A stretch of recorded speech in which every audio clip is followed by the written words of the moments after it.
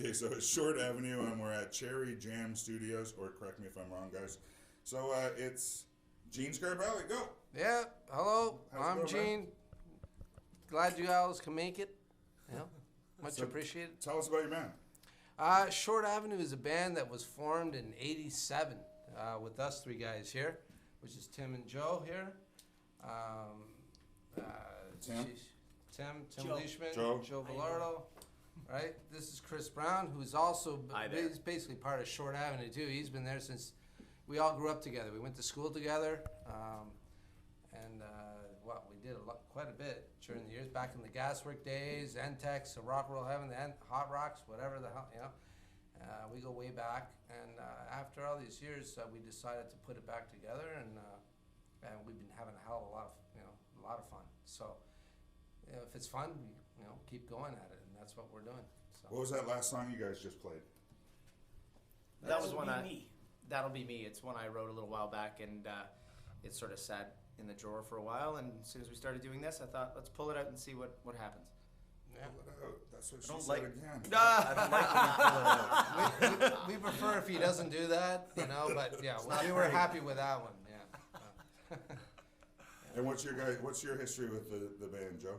My history with the band, I met Gene when I was 17 years old. He asked me to sing, come down to a rehearsal one time, and I've been pretty much singing with him Ever since. Off on here. on and off, pretty well between this band and later in the years after Short Avenue, between I think it was like 87 to 93, we decided to call it something else. We called it Scream Freedom to go for a change, and we ended up doing 2 CDs in 1999 and 2000, and we just kind of shelved them. We just pretty well did the CDs for us and never really shopped them around, but come 10 years later, 12 years later, we think the songs really hold up, and it's time to like really put them out there. Like we did these CDs before Facebook, before MySpace, all that stuff. So it's like, you know what? Let's bring these songs out and see if anybody's gonna take on them. Plus, there's stuff that we've been doing like that hasn't been recorded from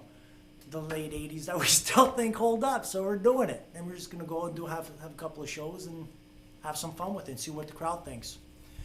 Give Sounds it a try, great. you know. Want to add to that? No, that's pretty much it. You He's got any nailed other it. projects? Me and Joe have a cover band. We play on the weekends, so we stay in shape Right on. and keep our chops up. Want to name it? The Road Dogs. Rough. Anybody else got any other projects? Chris plays with. I play in couple a weekend cover band called Pop Machine, as well as another original band, Von Groove, with a guy named Michael Schotten. Right on. Yeah. How do you know Darren? Darren Smith? Yeah. I played in his band Live Sex Show for about 5 years back in, I guess about 5-6 years ago. Gene, when was the first time you got on stage? First time. I must have been 7 years old. With Dad or no? With my father. It was a place called Bolton Arena, and I was on the front row with all the groupies, so I started young. It was great, and they asked me to come up and do a drum solo. I think so. And so I got up, and then all of a sudden I became part of the show. I used to go up and do it, little drum thing. It was more part of a cute thing. But I did Massey Hall, Concert Hall, and all the arenas and all the high schools back in the day. And then that's how it started. That's where the bug got put in. Maple Leaf Gardens, New Year's Eve with Max Webster, and BB Gabor and all that. So 1980, I believe it was. I didn't get up that day. I was pretty pissed off because there is no more Maple Leaf Gardens now. But I'll let that go. But it was still really, really cool to see the lights and all that. And I was there in my dad's prime. I was young enough to appreciate it and get hypnotized by it. So yeah. Well, what'd you think about the last DVD that John Power made for you guys? That was great. Vilardo, anyways. Yeah, I was a big part of that. Before that, my father had some health issues, so I was playing with Gatto, taking my dad's spot until my dad's health was better, which I'm glad he's back in full force. So when that was my dad's first gig.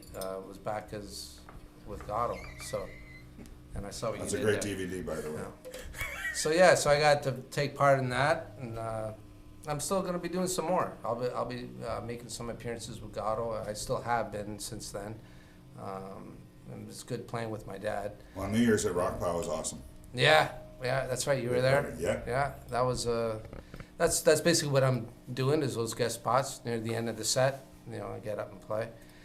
Me and my father and Joe, we had a thing called Scarpelli Dream Pool, and we were doing that for a while as well. So it's been a lot of fun playing with that. And now Dad's back in Gatto, and I'm back here with Short Avenue. You know, it's kind of neat that everyone has a full circle. It's really good. History repeats.